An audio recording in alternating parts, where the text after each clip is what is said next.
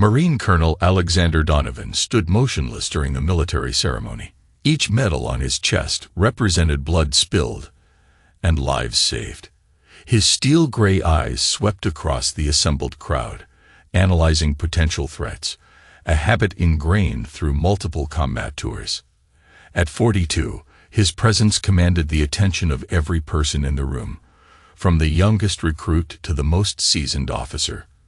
For exceptional leadership in a classified operation resulting in the successful rescue of 3 American aid workers and the disruption of a major arms trafficking network, Colonel Alexander Donovan is hereby awarded. The base commander's voice resonated powerfully across the ceremonial hall. In the front row, Helena Donovan maintained her practiced smile, though her manicured nails dug into her palms. She watched as her husband accepted yet another commendation, another medal that would distance him further from her.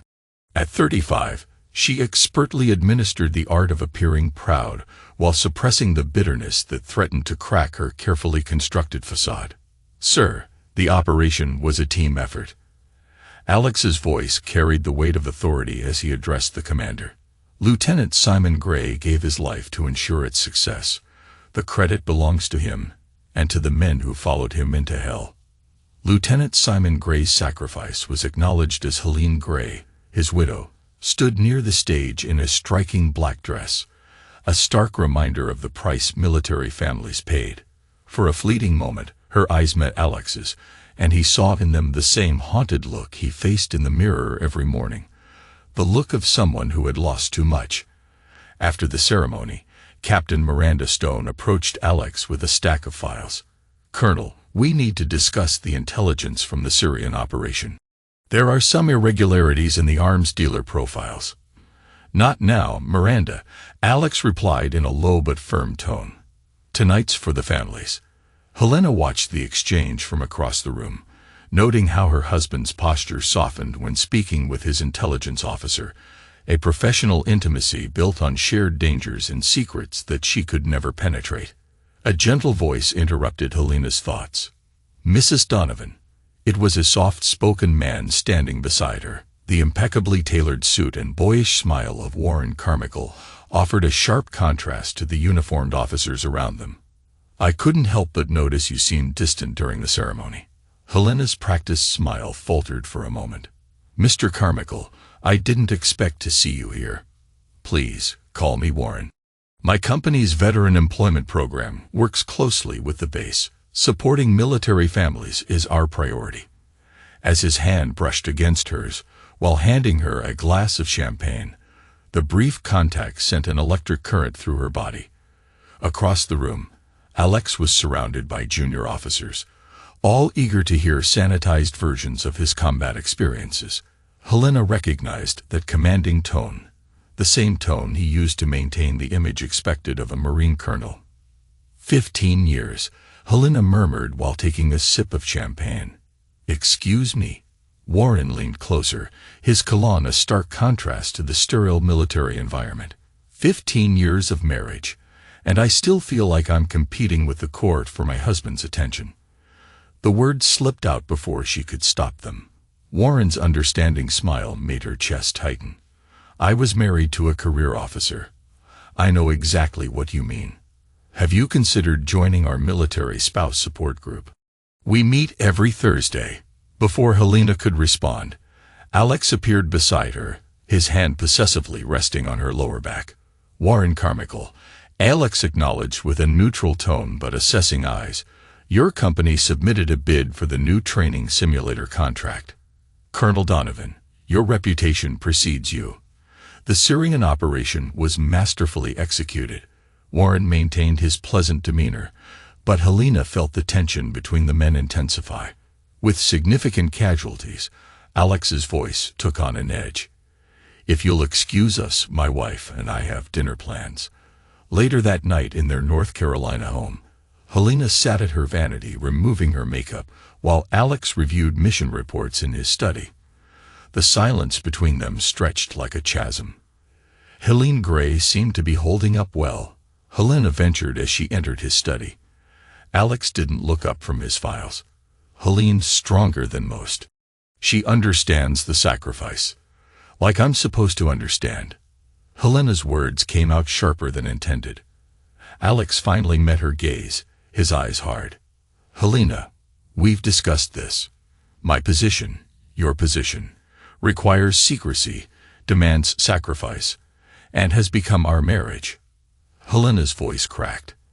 I lost our baby while you were deployed, Alex, the third time. I needed my husband, not a commanding officer sending condolences through official channels. Those missions save lives, Helena.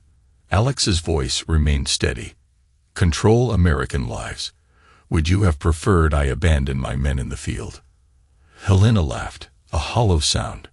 There will always be another mission, another crisis, another reason why the great Colonel Donovan can't be just a husband. She turned to leave, but Alex's voice stopped her. I have another deployment coming up. 4 months, at a classified location. Helena didn't turn around. She couldn't bear to see the detachment in his eyes. Of course you do, he murmured. In their bedroom, Helena's phone lit up with a message from Warren. Thursday, 2 p.m. at the base community center. Sometimes talking helps. She stared at the message for a long moment before typing. I'll be there. The next morning, Captain Miranda Stone watched Helena leave the base gym, noting the determined stride and rigid posture. Miranda had served with Alex long enough to recognize the signs of a marriage under strain. Later, with permission to speak freely, Miranda entered Alex's office, where he was reviewing security protocols. Sir, Helena's struggling. The loss of another pregnancy, and your deployments are taking a toll. Alex's fingers stilled on the keyboard. My marriage is not a matter for military discussion, Captain. With respect, sir, everything in our line of work leads into our personal lives. We've seen it happen before when relationships fracture. That's enough. Alex's tone left no room for argument. Focus on the intelligence gaps in the Syrian operation. Something about those arms dealers doesn't add up. Miranda hesitated before leaving. Yes, sir. And sir, Warren Carmichael was asking questions about our communication protocols at the ceremony. He seemed unusually interested in our security measures. Alex's expression hardened. Keep an eye on him. Carmichael Defense Solutions has been aggressive in pursuing military contracts lately. I want to know why. As Miranda left, Alex pulled up Warren Carmichael's file on his secure terminal. The man's background was pristine, almost too pristine. His company had grown rapidly over the past year, securing contracts that should have been out of reach for a relatively new player in the defense industry. In their kitchen that evening, Helena prepared dinner while scrolling through her social media. Pictures of happy military families and proud spouses supporting their service members, all carefully filtered and staged. Her own profile showed the same, the perfect military wife supporting her decorated husband. Yet none of it revealed the emptiness that consumed her. She paused on a photo from 3 years ago, Alex holding her in his arms at a military ball, both smiling. It had been taken 2 weeks before her second miscarriage, 2 weeks before Alex deployed to an undisclosed location, leaving her to face the loss alone. The sound of Alex's car in the driveway made her quickly wipe away tears. A military wife wasn't meant to cry. She was expected to be strong, supportive, and understanding. Sometimes she forgot who Helena truly was, but Warren had seen through the facade. As she set the table for another silent dinner with her husband, Helena made her decision. Thursday couldn't come soon enough. The military spouse support group met in a bright room at the base community center in Charleston, where the forceful cheer of motivational posters clashed with the tired eyes of the attendees. Helena sat in the back, watching as Warren guided the discussion with practiced ease. Separation anxiety, depression, feelings of isolation. These are all normal responses to the military lifestyle. Warren's voice carried just the right mix of authority and empathy. The key is finding healthy ways to cope. Helena observed how other spouses leaned toward him when he spoke, drawn to his understanding smile and gentle demeanor. When their eyes met across the room, she felt seen in a way she hadn't experienced in years. After the session, Warren approached her chair. "Coffee? There's a place just off base that makes an excellent espresso." The cafe was quiet, tucked away from the main streets where they might encounter other military personnel. Helena wrapped her hands around her cup, absorbing its warmth. Alex was deployed during all 3 miscarriages. She found herself saying softly, "The first time, I convinced myself it was just bad timing." By the 3rd, her voice trailed off. Warren reached across the table, covering her hand with his. "You don't have to justify your feelings, Helena. The military demands everything from service members and expects their spouses to accept the leftovers. Alex says I knew what I was signing up for when I married him. But did you? Did you know you'd be facing the loss of your children alone? Did you know your husband would prioritize classified operations over your grief?" Warren's tone remained gentle, but his words struck deep. Helena withdrew her hand, suddenly conscious of their public location. I should go." "Helena," Warren called as she stood. "Same time next week. Sometimes having someone to talk to makes all the difference." The weekly coffee meetings became her sanctuary. Warren listened without judgment and offered comfort without demands. He even shared stories of his own failed marriage to a career officer, how the military had consumed their relationship until nothing remained. One rainy afternoon, their hands touched as they both reached for the check. Neither pulled away. The next week, coffee turned into lunch at an upscale restaurant in Charleston, far from the scrutinizing military eyes. "You're different today," Warren observed, studying her across the table. "Literally different." Helena smiled, a genuine smile for once. "I feel lighter, being here, being able to just be Helena instead of Colonel Donovan's wife." Their first kiss happened in the restaurant parking lot, hidden by the tinted windows of Warren's luxury SUV. It was gentle and questioning, nothing like Alex's calculated displays of affection at military functions. After that, the lies came easily. Therapy sessions that ran long, shopping trips with friends, base spouse meetings. Alex, consumed by preparations for his upcoming deployment, barely noticed her absences. Dana Rivers, Helena's closest friend on base, covered for her without asking questions. "Girls' night at my place" became their code for Helena's afternoons with Warren. "I don't know what's changed," Dana commented during an actual lunch together. "But you seem happier lately, less tense." Helena stirred her salad, a mix of satisfaction and melancholy. "Sometimes we find support in unexpected places." The first time they met at a hotel, Helena had spent an hour sitting in her car, debating whether to go inside. Warren had waited patiently, understanding her hesitation and never pushing. "We don't have to do anything you're not comfortable with," he had assured her when she finally entered the room. "We can just talk." But talking led to touching, and touching led to more. In Warren's arms, Helena felt desired, appreciated, and alive in ways she had long forgotten were possible. Between meetings, Warren kept their connection alive with text messages and phone calls, asking about her day, remembering details she'd mentioned in passing, and showing genuine interest in her thoughts and feelings, small attentions that Alex had long since stopped providing. Captain Miranda Stone noticed the change in Helena's demeanor during base functions. The colonel's wife seemed more relaxed, yet somehow more guarded. Miranda's intelligence training flagged these behavioral shifts, but her loyalty to Alex created an inner conflict. "Mrs. Donovan," Miranda approached Helena at a base fundraiser. "How are you holding up with the colonel's deployment coming up?" "Fine. Thank you," Helena replied with a practiced, perfect smile. "The spouse support group has been helpful." Miranda nodded, noticing how Helena's hand tightened around her wine glass at the mention of the group. "Warren leads that program, doesn't he? He seems very invested in military families. He understands what we go through." Helena's defense was swift, perhaps too swift. "Not everyone does." Meanwhile, Warren's interest in base activities grew more focused. During support group sessions, he encouraged spouses to share their struggles with deployment schedules, unit movements, and security protocols. Each seemingly innocent piece of information added to a larger picture. "My husband's unit is preparing for something big," confided Melody Cross, wife of Surgeon Justin Cross, during one session. "Extra training, restricted communications, you know how it is." Warren nodded sympathetically while making mental notes. "It's hard when they can't tell us anything. It makes you feel shut out of their lives."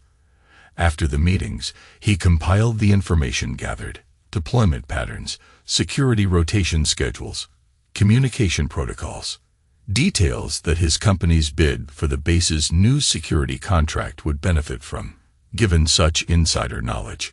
Meanwhile, Alex immersed himself in training his new team. Sergeant Justin Cross showed particular promise, reminding Alex of his own early days in the Corps. "Your wife seems to be doing better," Justin mentioned during a training break. "Melody says she's been more involved with the spouse group lately." Alex grunted non-committally. Helena's always been good at adapting. The comment might have struck him differently if he hadn't been focused on the intelligence reports crossing his desk. Something about the Syrian arms dealer network nagged at him. Connections that seemed too convenient, and intel that arrived too easily. In the quiet of their bedroom, Helena listened to Alex's even breathing as he slept, his body tense even in rest. She thought about the hotel key card hidden in her purse, about Warren's gentle touch and understanding words. The guilt was there, yet it was overshadowed by a growing sense of justice. Hadn't Alex's dedication to the Corps become its own form of betrayal? Her phone buzzed softly, a message from Warren asking if she was awake. She typed back a simple yes, knowing it would lead to hours of intimate conversation, while her husband slept beside her, oblivious to the distance growing between them. Staff Sergeant Evan McAllister hunched over his computer terminal in the base cybersecurity center, his eyes narrowing as he detected emerging patterns on his screen. A sophisticated attempted breach of the communication systems. "Sir, you need to see this," he called out to Alex, who was passing through on his daily security rounds.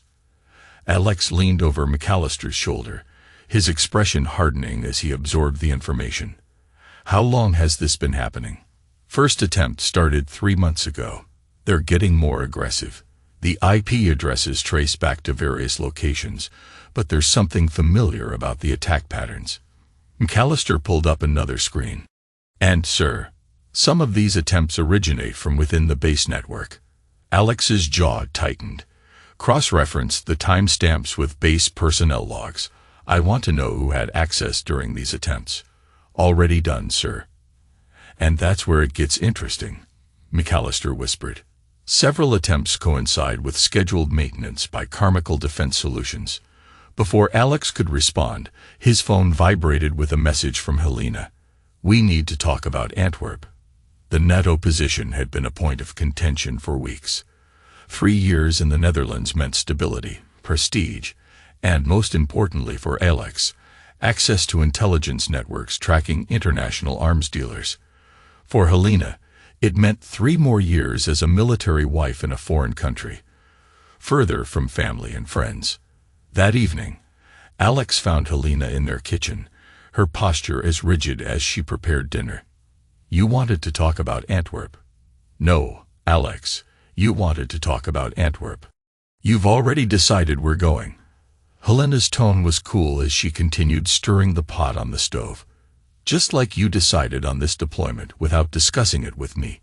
This isn't about the deployment." Alex moved closer, noting the familiar tension in her tone. "NATO needs experienced commanders who understand modern warfare. The position comes with." "I don't care what it comes with." Helena spun to face him, her voice rising. "I spent 15 years following your career, losing our babies while you were saving the world, pretending to be the perfect military wife. I can't do the Netherlands. I won't." "Helena." "No." Alex's voice boomed. "You don't get to use that tone with me. I'm not one of your Marines to be commanded. I'm supposed to be your husband." But she couldn't even see the man she once knew. "Then I don't even know who we are anymore." Alex studied her intently, his gaze as piercing as he once analyzed enemy positions. "What's really going on, Helena?" "You've been different lately." Helena laughed bitterly. "Different? You're actually noticing something about me. Is this about the support group?" Alex's question carried a sharp edge. "Warren's support group." Helena's hand trembled as she gripped the counter. "Don't you dare make this about him. This is about us minus 15 years of me being alone in this marriage. You knew who I was when you married me." Alex's voice remained measured and controlled. "A Marine puts duty first. Duty. Was it duty that kept you from being there when I lost our children? Was it duty that made you miss every anniversary for the past 3 years?" She moved toward the door. "I need some air, Helena." Alex's commanding voice stopped her. "This conversation isn't finished." She turned, her eyes cold. "Yes, it is. Just like our marriage." As Helena drove away, her phone buzzed with a message from Warren. "Bad night. I'm here if you need me." In his office, Santos Sterling reviewed the dossier Warren had provided on Colonel Donovan. The colonel's combat record was impressive. Multiple tours, specialized training, and countless classified operations. Santo had run enough black ops to recognize a formidable opponent. "The wife wants him gone," Warren explained calmly as he sat across from Santo in a private room at an upscale Washington restaurant. "But it needs to look like a robbery gone wrong." Santo raised an eyebrow. "A man like Donovan won't go down easily. My team will need detailed intel on his routines, security systems, everything." "Already handled," Warren replied, pulling out a tablet. "Helena has provided full access to their home layout, and I have other sources on base feeding me his schedule." Carlos Morales, sitting quietly in the corner, spoke up. "What about base security response time?" Warren smiled thinly. "My company is handling the new security contract installation. We'll have a window when the systems are transitioning." The Ham twins, Dean and Daniel, exchanged looks. "Electronic countermeasures," one of them whispered. "You'll have everything you need," Warren assured them. "Helena will be out with friends. Dana Rivers will provide her alibi. Clean. Simple. Untraceable." Back at the base, Captain Miranda Stone reviewed the security breach data with growing concern. The pattern was too precise, too targeted. After a training session, she caught up with Alex. "Sir, we need to discuss the Syrian operation. Something's not adding up with those arms dealers." Alex wiped sweat from his face. "What did you find?" "The intel we received. It was too perfect. Like someone wanted us to find that specific network."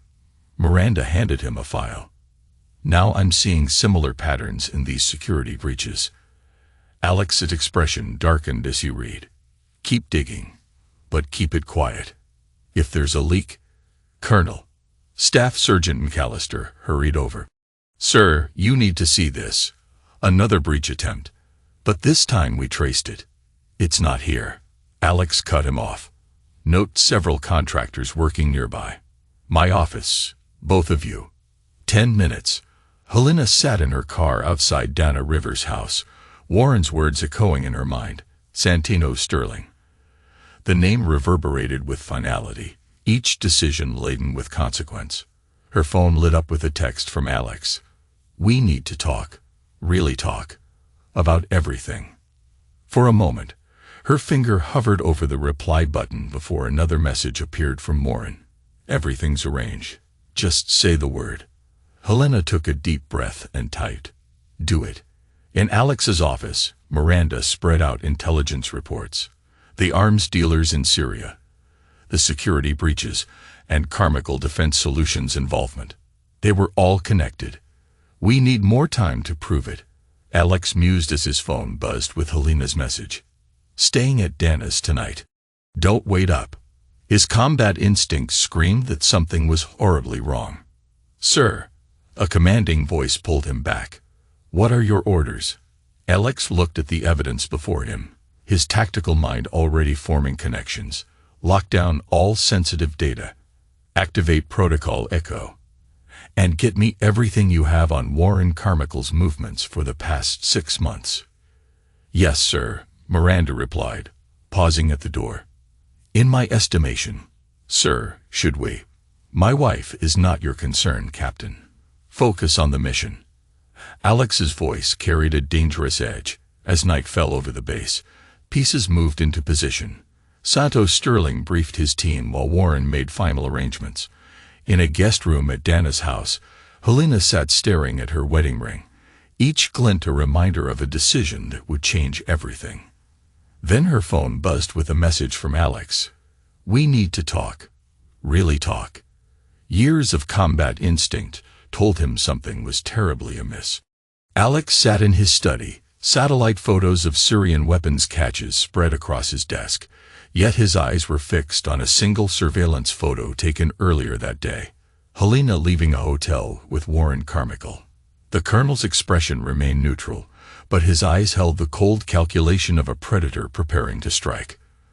The man who had led troops through the worst combat zones on Earth, never having lost a tactical engagement, had built his reputation on always being 3 steps ahead of his enemies. Now he began to plan. Helena had no idea that by choosing to marry, she had set in motion events that would expose a conspiracy far beyond a simple affair. The perfect facade of their lives was about to crumble, and with it, the carefully constructed web of lies that had entangled them all. Later, Alex sat in his study at 0200 hours, the glow of his computer screen illuminating stacks of intelligence reports. His mind processed the data with machine-like efficiency, connecting fragments into a clear picture.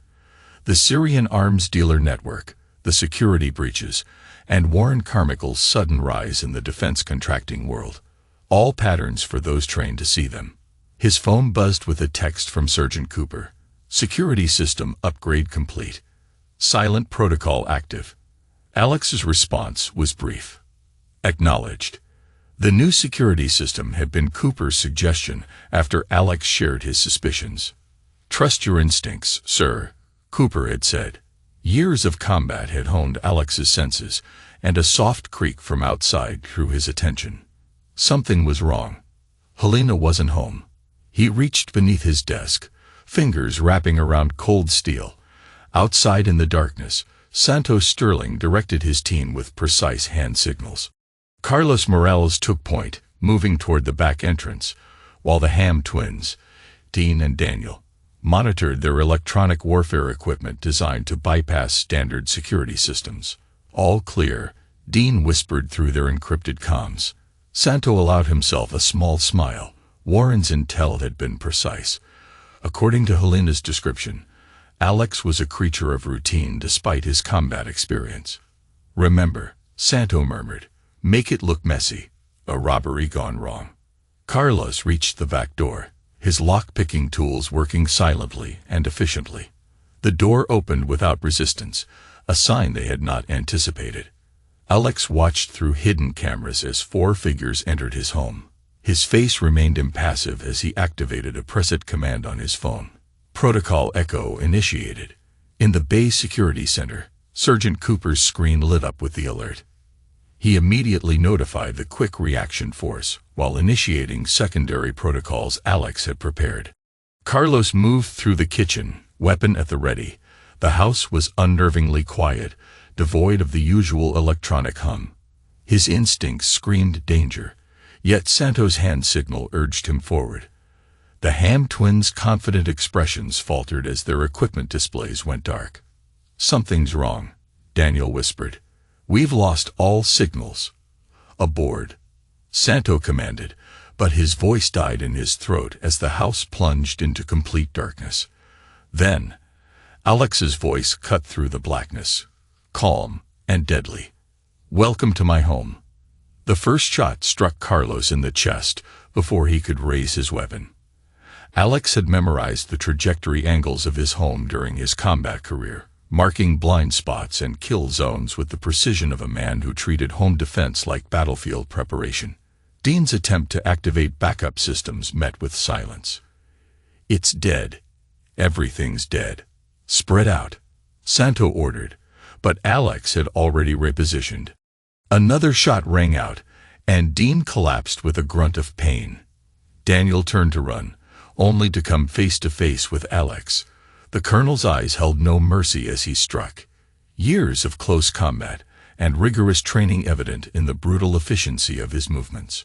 Although Santo managed to fire 2 rounds, Alex had already moved. The intruder found himself fighting an opponent who knew the terrain intimately and had prepared for this very moment. "You chose the wrong target," Alex declared from behind Santo. Santo spun, but Alex's strike was faster. Santo hit the ground, his weapon skittering away. Base security arrived promptly, finding Alex securing the last of the intruders. He stood in his study, speaking calmly into his phone. "Captain Stone, we have a situation requiring your immediate attention." The quick reaction force swept the house. Every movement executed with military precision. Alex's expression remained impassive as he provided initial details to the base. "Sir, one of the intruders had a text message, targeted, planned." A young officer approached, handing Alex a phone displaying the incriminating text. "Secure the prisoners. Full isolation protocol. No outside contact." Outside, Helena received increasingly panicked texts from Morin. "Team not responding. Something's wrong. Get out now." She stared at her phone, the reality of her actions crashing down around her. Alex wasn't just a soldier. He was a predator who had been several steps ahead all along. Helena's hands trembled on the steering wheel as she approached her house in North Carolina. Police lights pulsed in the darkness, transforming neighboring homes into silent witnesses. Military police vehicles blocked the street, a clear signal that this was no ordinary crime scene. Captain Miranda Stone stood at the perimeter, her professional expression unwavering as she directed investigators. "Mrs. Donovan, I need you to come with me," she said authoritatively. Inside, the scene told its own harrowing story. Carlos Morales lay dead with his weapon unfired. Dean collapsed on a stretcher as medical personnel worked swiftly to stabilize him. Santos, Sterling, and Daniel were handcuffed, their specialized equipment laid out as evidence. Alex stood in his study, giving his statement to detectives. His voice remained steady as he described the home invasion. Not a hair out of place. He recounted, despite the violence that had occurred. The first intruder entered at approximately 2:17 hours, he stated with precise recall. Their electronic warfare equipment suggested a military or intelligence background. I defended myself accordingly. Helena felt her legs weaken as she absorbed the scene. Across the room, Alex's eyes met hers. In that moment, she knew he had known everything. The affair, the plot, every betrayal. Dana Rivers burst through the police line, her face ashen. "Helena, I came as soon as I heard. Are you okay?" "What happened?" Before Helena could respond, Alex's voice cut through the chaos. "Mrs. Rivers, the investigators will want to speak with you about your role in tonight's events." Dana's confusion was genuine. "My role? I don't understand." "Your friend used you as an alibi," Captain Stone explained in a tone as cold as steel. "While you thought you were covering for an affair, you were actually facilitating a murder attempt." Helena watched in horror as realization dawned on Dana's face. "Oh God. Helena, tell me you didn't." Staff Sergeant McAllister approached Alex with a tablet. "Sir, we've compiled the surveillance data, the breach attempts, the unauthorized access, the communications. It all ties back to Carmichael Defense Solutions." Alex nodded once. "Start the trace on Warren Carmichael's accounts. Freeze everything." Helena tried to speak. "Alex, I can explain. Save it for the investigators." Alex cut her off, his tone devoid of emotion. "Captain Stone, ensure Mrs. Donovan is properly processed. Full security protocol."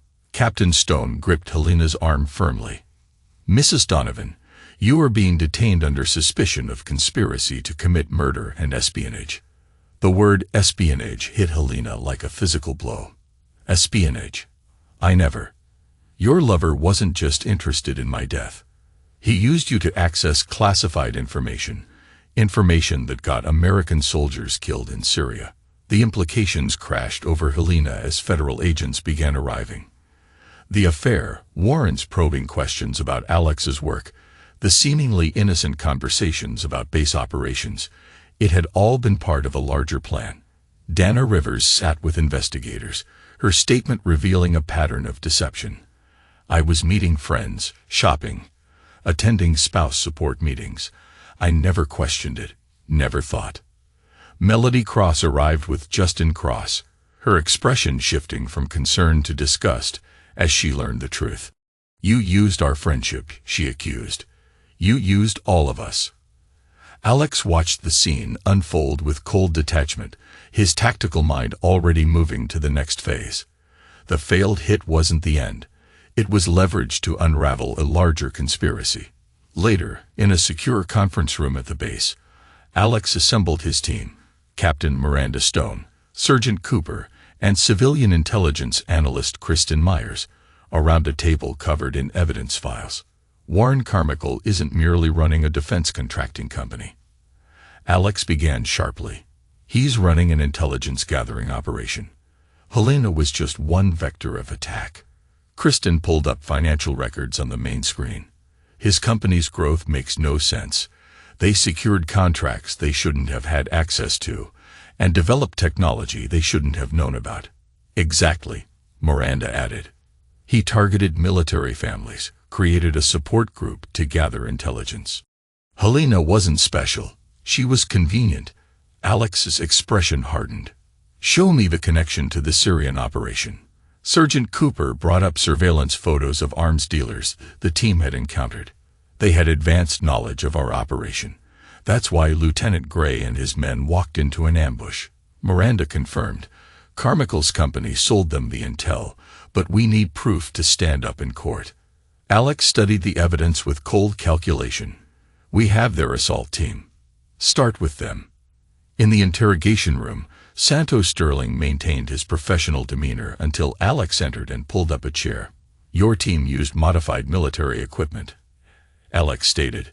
Equipment that matches shipments stolen from 3 different bases. The same bases that underwent security upgrades by Carmichael Defense Solutions. Santo remained silent until Alex continued. Lieutenant Gray's blood is on your hands. Either you talk, or I ensure you face charges for his murder too. Santo's facade cracked slightly. You don't understand what you're dealing with. Carmichael's operation runs deeper than you know. Try me, Alex challenged. Meanwhile, Miranda coordinated with federal agencies, building a case that would dismantle the network. Anonymous tips pointed journalists toward financial irregularities and suspicious contracts. Helena sat in her cell, the reality of her situation sinking in. Her attorney, provided by Warren, had stopped answering calls. Her assets were frozen. Her friends had abandoned her.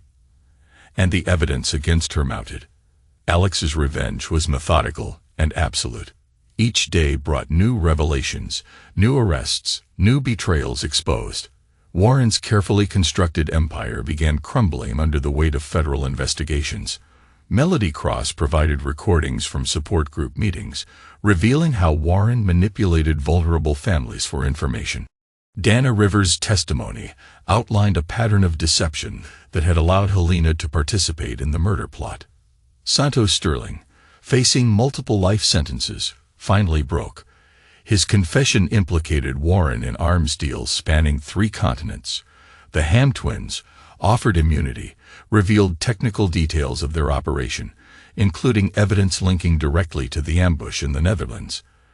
Alex reviewed each piece of evidence with the intensity of a battle-hardened commander. This wasn't just about punishing Helena's betrayal.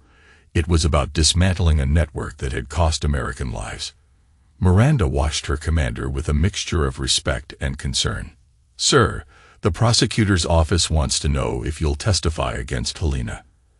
Alex's response was cold. Schedule it. She chose her side. The colonel's reputation for tactical brilliance took on new meaning as his counter-offensive unfolded. Warren's attempts to destroy evidence were thwarted by Cooper's cyber team. His emergency protocols had been compromised before he could activate them. Helena, watching her world collapse from her cell, finally understood the full scope of Alex's capabilities. She had conspired with Warren, thinking Alex was just a soldier, never realizing she was up against a strategic mastermind who treated betrayal like an enemy operation to be crushed. The evidence mounted, the witnesses spoke, and the conspiracy unraveled. Alex Donovan, the man Helena had dismissed as emotionally distant, proved to be a calculating predator who turned her betrayal into a weapon against her conspirators. Warren's empire crumbled piece by piece, each revelation exposing new layers of corruption. The man who had seduced Helena with understanding smiles and gentle words was revealed as a traitor who had sold American lives for profit. Alex's revenge wasn't just complete, it was devastating in its thoroughness. He didn't merely destroy the murder plot. He dismantled the entire criminal enterprise that had enabled it. His response to betrayal became a testament to the ruthless efficiency that had made him a legendary Marine commander. Warren Carmichael sat at the Montecito Bay Hotel's bar, nursing a gin and tonic. His confidence was bolstered by offshore accounts and a new identity, papers identifying him as Alexander Carey, now secure in his suite upstairs, along with 3 different passports and access codes to cryptocurrency wallets. "Another drink, sir?" the bartender asked. "Macallan 25. "Neat," came the deep response. Warren's blood ran cold as Nathaniel Hogan slid onto the stool beside him, a former Force Recon Marine with a muscle-bound frame who blocked Warren's path to the exit. "You're far from North Carolina," Hogan said in a conversational tone. "Funny coincidence running into you here." Warren's hand inched toward his phone. "Do I know you?" "But I knew Lieutenant Simon Gray. We served together." Hogan's eyes held the cold focus of a predator, and so did Helene Gray, who was seated at a table behind him. "The Gray family has significant resources," she stated, approaching the bar. "Did you think we wouldn't find your money trail? The same accounts you used to pay off Santos Sterling and his team." Warren forced a laugh. "I don't know what you're talking about. I'm here on business. The business of selling military intelligence to arms dealers." Hogan interjected. "The same dealers who killed Lieutenant Gray's team in the Netherlands." Warren's phone buzzed. A message from his contact at the bank. "Accounts frozen. Federal seizure order. Your crypto wallets are gone too." Helene added coolly, "Colonel Donovan's team is quite thorough." Warren bolted for the door, but Hogan's grip clamped onto his shoulder. "Running makes it worse. Trust me." In North Carolina, Helena sat in her cell, staring at the latest letter from another law firm declining to represent her. The words blurred together, "Unable to take your case at this time. Conflict of interest. Regret to inform you." A guard announced, "Visitor." Helena looked up to find Captain Miranda Stone standing at her cell door, her presence radiating authority even in civilian clothes. "Come in, Mrs. Donovan. Come in," Helena asked softly. "Just to warn you," Miranda replied. "Warren's associates are getting nervous.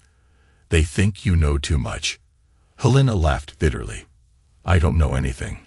I was just the foolish wife who attended classified briefings as a spouse, who had access to my husband's home office, who spent months feeding information to a foreign intelligence asset." Miranda's voice cut like steel. "You know more than you realize, and that makes you dangerous to them." Helena's facade cracked. "What am I supposed to do? No lawyer will touch my case. My accounts are frozen." "Alex is offering you a deal," Miranda said, placing a document on the cell's desk. "Full cooperation in exchange for protection. It's your choice." At the FBI field office, Dana Rivers provided another statement regarding the spouse support group meetings. Warren had asked about deployment schedules and base security protocols, making it seem like he was helping families prepare. "And Helena's involvement?" the agent prompted. Dana wiped tears from her eyes. "She used us all, our friendships, to establish alibis. I thought I was helping her hide. Not this. Not this." Alex watched the interview through a one-way glass, his expression unreadable. Behind him, Kristen Myers analyzed data on her laptop. "Sir," she called out, "we found the connection." Warren's company wasn't just selling intel, they were providing targeting data to arms dealers in the Netherlands. The ambush that killed Lieutenant Gray. They knew exactly where to hit. Alex's jaw tightened. Send it to Helene. She'll know what to do with it. Kristen hesitated about Helena's protection request. Processed. Alex ordered. She's more valuable alive to testify than dead with her secrets. In Montevideo, Warren found himself trapped between Hogan's implacable presence and Helene Gray's cold determination. His phone buzzed with alerts as his carefully constructed escape routes collapsed one by one. Colonel Donovan sends his regards, Helene said as she slid a phone across the bar. He'd like to talk. Warren stared at the device, remembering how easily he had manipulated Helena, exploiting her loneliness and resentment. He had underestimated her husband, who was not merely a distant military commander, but a tactical genius holding all the pieces. The phone rang. Warren picked it up with trembling fingers. Mr. Carey. Alex's voice resonated with the same steely tone he used in combat. Let's discuss your surrender terms. From his command center at Quinara, Alex coordinated the endgame, with screens displaying real-time feeds from Montevideo, general task force positions, and surveillance on Warren's remaining associates. Target Alpha is contained, Hogan reported. Helene's resources have locked down his escape routes. Interpol teams are in position. Miranda added, marking locations on the main display. Warren's network is exposed. We're moving on his partners in Dubai, Singapore, and Zurich. Alex studied the intelligence with predatory focus. The Syrian arms dealer leadership. Confirmed in Amman, Kristen reported. The intel Warren sold them. We traced it back to their command center. Excellent. Alex's lips curved slightly. Send the coordinates to our assets in the region. They've waited long enough for payback. Helena's deal with federal prosecutors came with strict conditions. Seated in a secure room and surrounded by investigators, she detailed Warren's operation. The spouse support group was his recruiting ground, she explained. He targeted women like me, wives of high-ranking officers, especially those with access to classified information, making us feel understood and valued, while the information gathering escalated. Her voice cracked. I never realized. I never wanted to see what he was really doing. Alex watched the interview feed, his expression hardening. The woman he had married, who had shared his bed and home, had helped enemies target American soldiers. The magnitude of her betrayal extended far beyond their marriage. Sir, Miranda approached with new intel. Warren's trying to bargain, saying he has classified data we haven't found yet. He's lying. Alex replied firmly. Cooper's team stripped his servers clean weeks ago. Let him think he has leverage. It'll make the fall harder. In Montevideo, Warren sat in a secure room as Interpol agents cataloged his crimes. His attempt to flee had been thwarted by Alex's meticulous planning. His emergency protocols compromised. Your company sold targeting data to arms dealers, Helene declared, laying out photos. These men died because of the intelligence you provided. American soldiers, my husband. Warren's arrogance crumbled under the relentless presentation of evidence. I can help you recover, Hogan interjected. We've already recovered everything. Alex's voice came through the room's speakers. Did you think I wouldn't investigate my wife's lover, Mr. Carmichael? Did you think I wouldn't notice the pattern of security breaches coinciding with your company's contracts? Warren slumped in his chair. What do you want? The same thing you wanted, everything. Alex's tone remained clinical. Your networks, your contacts, your entire operation. Consider it payment for targeting my men. Over the next 24 hours, Warren's empire was dismantled piece by piece. Federal agents raided offices across 3 continents. Offshore accounts were frozen, shell companies exposed, and corrupt officials arrested. In Amman, the arms dealer leadership that had orchestrated Lieutenant Gray's death discovered the true cost of underestimating Colonel Donovan. Special operations teams, armed with intelligence from Warren servers, struck decisively. Helena watched news reports of Warren's arrest from her cell. The man who had seduced her with understanding smiles and gentle touches was revealed as a traitor who had used military wives to collect intelligence that had cost American lives. "He never cared about any of us," she confided to Miranda during a debriefing. "We were just assets to be exploited, like you exploited your position as Donovan's wife." Miranda's question cut deep, leaving Helena speechless.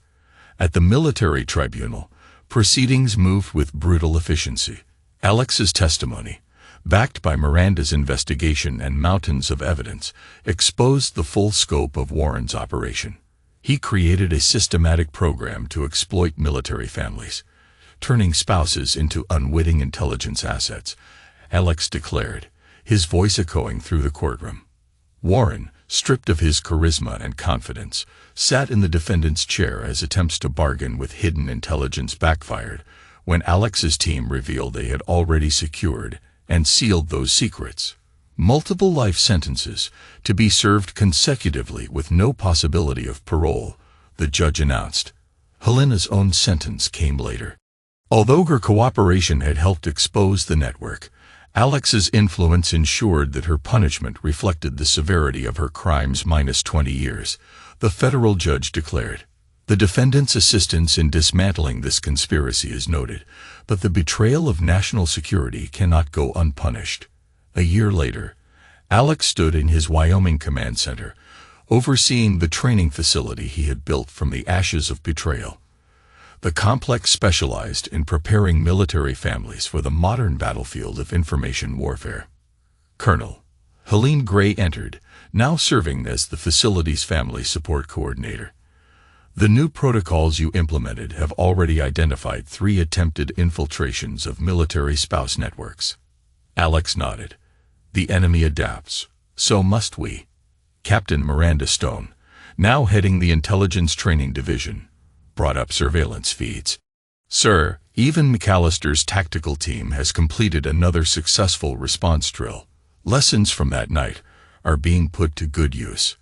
The facility represented Alex's evolution from warrior to guardian, transforming personal betrayal into institutional reform, using Helena's and Warren's conspiracies as a blueprint for defending against future threats. A knock at his office door revealed Sergeant Justin Cross and Melody Cross with their newborn son, Peter Craddleton, a baby named for the fallen lieutenant, symbolizing hope for a stronger, more resilient military community. "Sir," Justin reported, "the new family security briefing program is ready for implementation across all bases." Alex studied the child, seeing in him the future they were fighting to protect. "Begin the rollout," he ordered. "No other family pays the price we did." The facility's training continued day and night, preparing the next generation of military families for the invisible wars fought with information and trust. Alex Donovan, the warrior who had turned personal pain into institutional strength, stood guard against those who would exploit the defenders of freedom. Meanwhile, Helena served her sentence in federal prison, and Warren rotted in maximum security. The arms dealers responsible for Lieutenant Gray's death were either dead or captured. Alex's revenge was complete, but his mission continued. He had learned that modern battles weren't fought only with weapons, but with loyalty, truth, and the strength to stand guard against those who would turn love into a weapon. The betrayal that had sought to destroy him had instead forged him into a protector, a guardian who understood that the greatest threats often came wrapped in smiles and gentle words. The facility's alarms tested silently while its security systems scanned for both seen and unseen threats. Alex Donovan, the commander who had transformed personal pain into global protection, continued his watch. The price of betrayal had been paid in full, but its lessons would safeguard generations to come. A decade later, the Guardians watched as Colonel Alexander Donovan, now Brigadier General, stood at the observation deck of the Wyoming Security Institute, observing teams of military personnel and their families participating in advanced security drills. At 52, his steel-gray eyes retained their predatory focus, and his reputation had grown into near-legendary status within military circles. "General," Captain Sarah Chun, his new intelligence officer, approached with a tablet displaying the latest security assessment from our global network. Alex reviewed the data with practiced precision. The Institute had expanded into 4 international locations, each dedicated to protecting military families from exploitation and infiltration. "How many attempted infiltrations this quarter?" he asked. 17 identified operations targeting military spouses, all neutralized before they could establish networks, Sarah reported. Alex's lips tightened at the mention of Warren Carmichael, still in maximum security, his empire dismantled, his legacy serving as a stark case study in how foreign operators exploited military family vulnerabilities. "Updates on the others?" Alex inquired. Sarah pulled up personnel files. Captain Miranda Stone now leads our European division at the NATO Command Center in Antwerp, a position that has prevented 3 major intelligence breaches this year alone. Alex nodded. Miranda took the lessons from Helena's betrayal and transformed them into a sophisticated counterintelligence program. Her team specializes in identifying potential threats before they can target military families. Staff Sergeant Avon McAllister is still heading tactical operations. His team intercepted a Chinese attempt to replicate Carmichael's spouse exploitation strategy last month.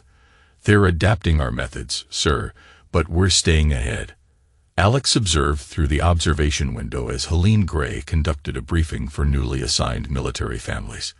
Peter Gray, once a cadet, would have been proud. Helene had transformed her grief into purpose, building the Institute's family support program into a model adopted by armed forces worldwide. In a correctional facility in Duluth, Minnesota, a woman once known as Marina, now Helena, remained dignified after 15 years of incarceration. Her early release had been granted due to her continued cooperation and exemplary behavior. "Your belongings, Mrs. Donovan," the processing officer said, handing her a small box containing 15 years' worth of permitted possessions. Helena held her release papers as the words blurred before her eyes. A decade and a half of reflection, stripping away her justifications, leaving only the harsh reality of her choices. "Someone's here to meet you," the officer added. Outside, Dana Rivers waited by her car. The years had added silver to Dana's hair, but her expression still radiated the warmth that had once made her Helena's closest friend. "The support group has approved your application," Dana said as they drove. "You'll be working with military spouses, teaching them how to recognize manipulation tactics." Helena's hands trembled. "They trust me with that. After everything." General Donovan approved it personally, Dana revealed. "Your experience makes you uniquely qualified to spot the warning signs. The program operates under strict supervision, using your story as a cautionary tale." Helena would speak to military spouses about how Warren had exploited her vulnerabilities, how seemingly innocent questions could feed enemy intelligence operations. "Your ex-husband's institute turned your betrayal into a shield for others," Dana stated plainly. "The protocols developed after exposing Carmichael's operation are now our standard training for military families worldwide. The legacy of vigilance." At the annual conference of the Wyoming Security Institute, military leaders from across the globe gathered as Alex addressed the crowd from the podium. 10 years ago, a defense contractor named Warren Carey exploited our greatest vulnerability: the trust between military families. He turned spouses into unwitting intelligence assets, using their loneliness and frustration to gather classified information that cost American soldiers their lives. The audience listened in rapt silence, many aware of the personal cost behind his words. Today, we face sophisticated attempts to replicate his methods, operators targeting military families, seeking to turn love into a weapon. This institute exists to ensure they fail. In the front row, Colonel Justin Cross, now a colonel himself, sat with his wife, Melody Cross, and their son, Peter, now a cadet at a prestigious military academy. They embodied the new generation of military families, trained, vigilant, and prepared for the invisible wars fought with information and trust. A visitor from Antwerp presented the latest intelligence. Attempted infiltrations had dropped by 60% since implementing the Institute's protocols. The enemy adapts, but we adapt faster, Alex noted. Later in his office, Helene Gray provided updates on the family support program. Helena's testimonials are making an impact. Military spouses connect with her story. They understand how easily it can happen, she explained, her tone neutral when mentioning her ex-wife's name. Redemption comes at a price, Alex replied.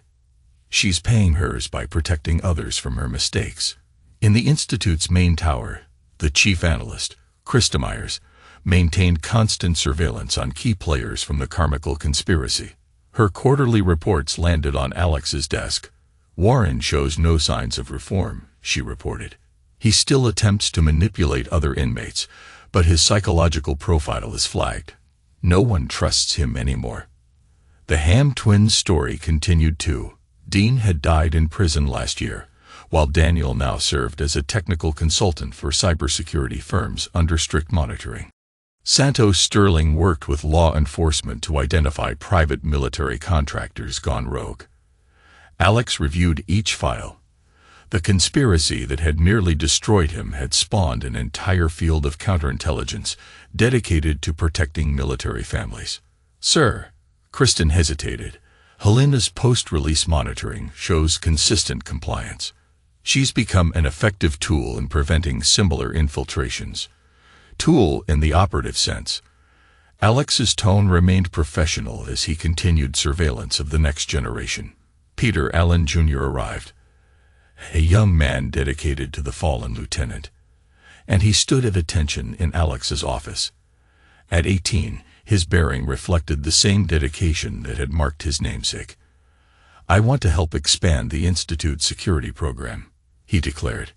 Alex studied the young man. Your father tells me you've been studying the Carmichael case. Is that true? Yes, sir, Peter replied. Understanding how they exploited military families helps prevent it from happening again, and it reminds us how personal vulnerabilities can be turned against us. Alex nodded in approval. The next generation had learned the harsh lessons paid for in blood and betrayal.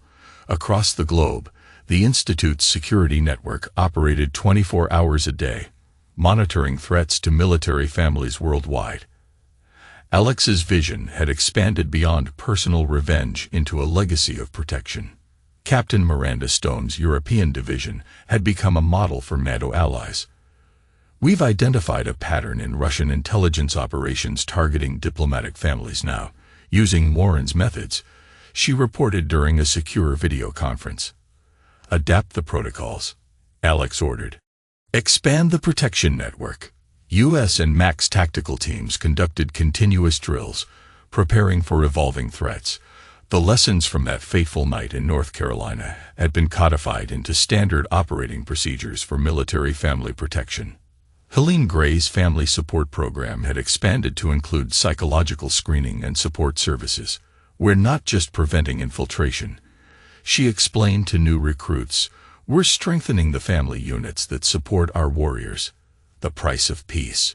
In a modest apartment near the support center, Nina decorated a wall with pictures of military families she had helped protect, a daily reminder of redemption earned through service. Tell us how it started, a young military wife asked during a session.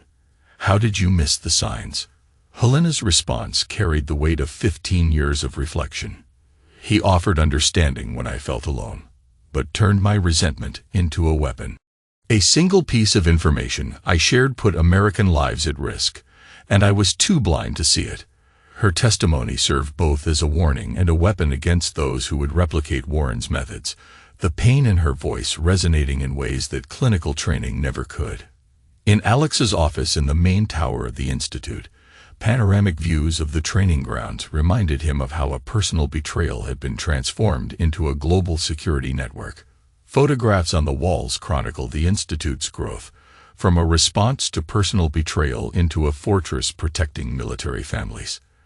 The latest intelligence report detailed attempted infiltrations at bases worldwide, each failure validating the protocols born from his own experience, turning betrayal into a shield for others. Sir, Sarah Chun has urgent news, announced the chief analyst. We've identified a new operation targeting Air Force families, using Warren's methods, but more sophisticated. Alex's expression hardened with familiar focus. The enemy adapts, but so do we. Deploy the countermeasures and alert Miranda's team in Europe. I want this network exposed and neutralized. Across the globe, teams mobilized to protect military families from those who would turn love into a weapon. In the twilight, the Institute's lights burned bright as teams monitored global threats. Alex stood at his window, watching the next generation of Guardians train. Peter, leading his cadet group through advanced security protocols, embodied the dedication of his namesake. The Institute had evolved beyond revenge into a legacy of protection. Later that day, Helene Gray presented the final reports. 10 years, sir. We've prevented more infiltrations than we can count. The enemy keeps trying, but we keep stopping them. Alex noted, his expression unreadable. The price of betrayal was high, but the returns, measured in saved lives and protected families, prove it was worth it. The Institute stood as his answer to those who would exploit military families. The lessons learned through Helena's betrayal and Warren's conspiracy forging an unbreakable shield for future generations. As night fell over Wyoming, the Institute's security systems continued their vigilant watch. Alex Donovan, the warrior who turned personal pain into institutional strength, remained ever watchful. The enemy would keep devising new methods, discovering vulnerabilities to exploit, but they would learn, as Warren did, that betrayal always comes with a price, and Alex ensured that this price would protect the future. Later, in his office, Alex reviewed the next day's training schedule. The world changed and threats evolved, but the mission remained constant. He had transformed revenge into redemption and personal pain into global protection. The price of betrayal had been paid in full, and its lessons would guard generations to come.